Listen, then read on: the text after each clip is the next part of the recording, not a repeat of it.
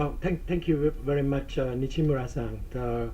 I would like to thank the organizer for inviting me, and also I'd like to tribute to Secretary is Anil Wadwa, because during my times in Bangkok and his time in Bangkok, he improved my Putonghua, my Chinese language, because he speak it fluently. Now, having said that, my reincarnations as a half-baked scholar, I will speak as a journalist. I look at ASEAN-India differently, because you cannot judge ASEAN-India in isolation. Because we spent 2 whole days talking about ASEAN-India. Great idea, great talks. Now we need a little bit more action. At ease, I'm afraid, if we wait slow motion, it will be at ease policy. We can't. ASEAN-India must act now. Speed is very important. Having said that, I'd like to take you back. ASEAN-India start almost at the same time with China in 2003, when these two countries was abducted to Treaty of Amity and Cooperation. That was the first time India and China start at the same time in the inner sanctum of ASEAN. No other country signed the treaty. As the first two superpower from, of course, Asia, they start out together. Now what happened? If you talk about ASEAN-India alone, it's great. But if you compare with another signatory, ASEAN-China, it's a whole different world. China-India have 44 committees. ASEAN-India has only 23 committees. What does it mean? It means ASEAN-India talk more. A lot of promise.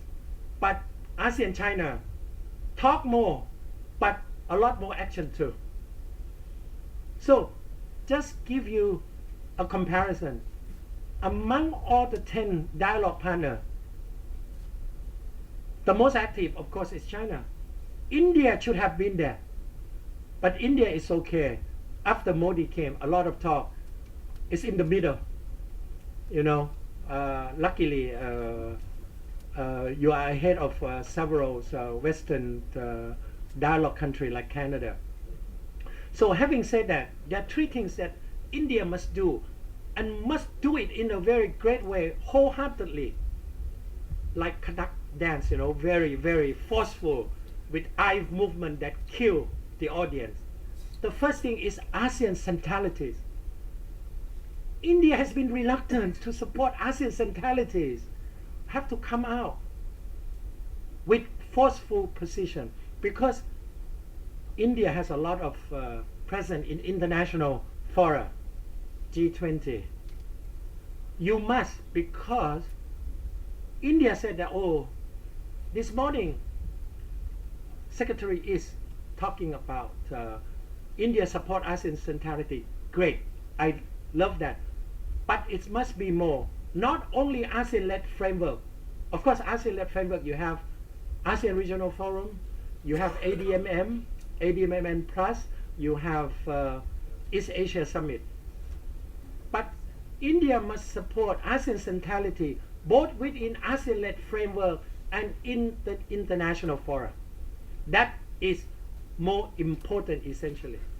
And India must be forthcoming in this sense.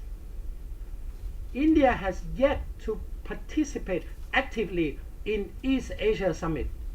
And I think these 2 days we have a consensus that India must take very, very active step in the next East Asia Summit.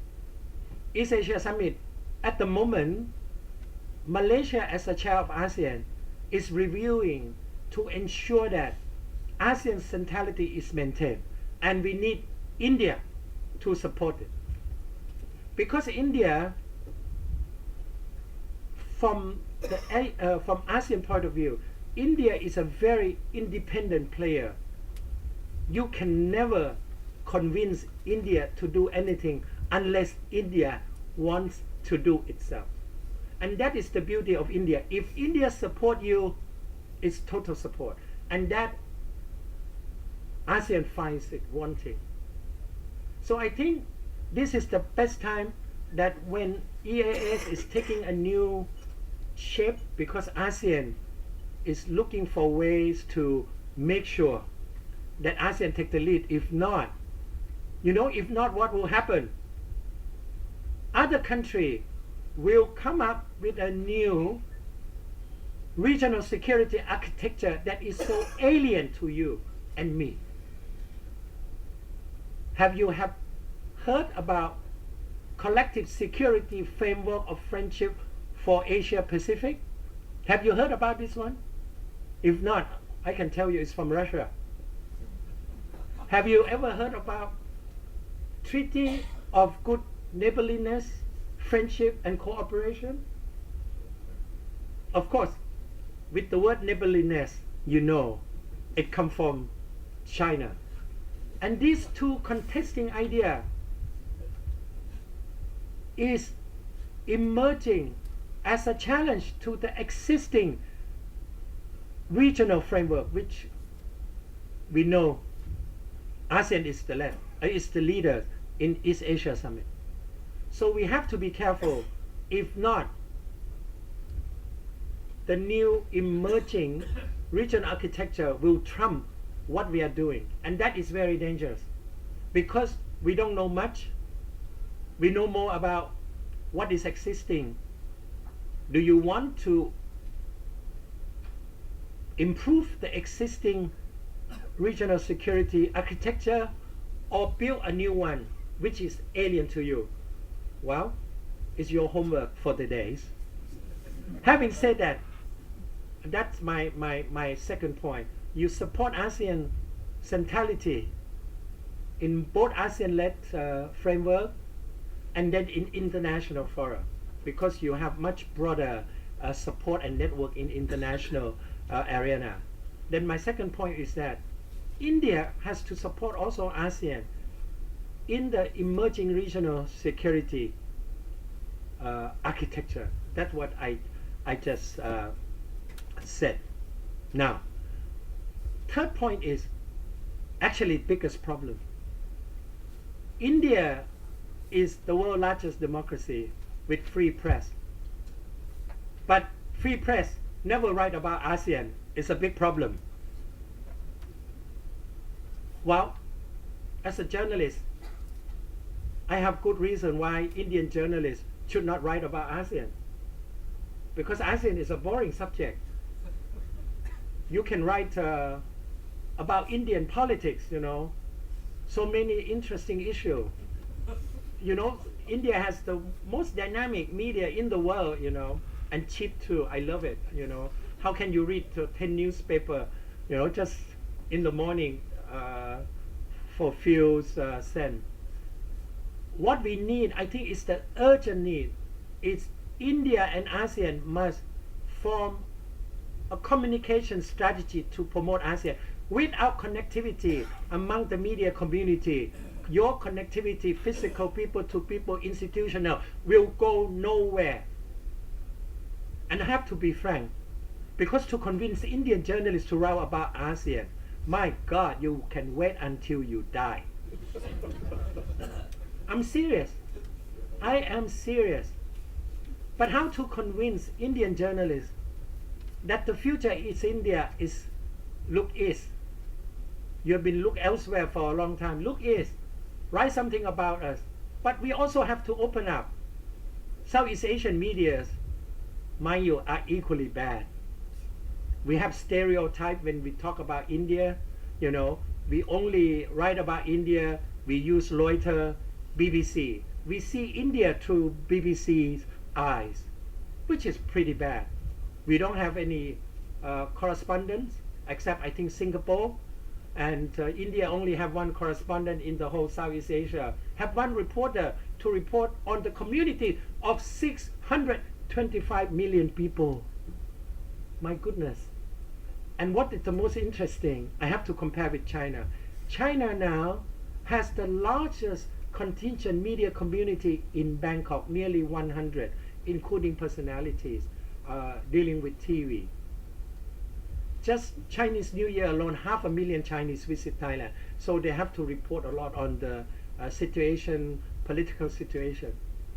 China does not have free press, but it has the most, I repeat, the most intensive media relation with all ASEAN countries, media organization. India has one. They were invited to attend here, 10 member country, which is, I think, is excellent. But that is not enough. It's only one-time thing. You know, China each year have almost 24 of invitations for ASEAN journalists to go. For example, recently they invite young ASEAN journalists and young scholars to travel to China to get acquainted with China view on South China Sea and on major global issue. So I think it's very important that India and ASEAN has some kind of this joint project. For example, we talk a lot about maritime security. How many journalists understand maritime security?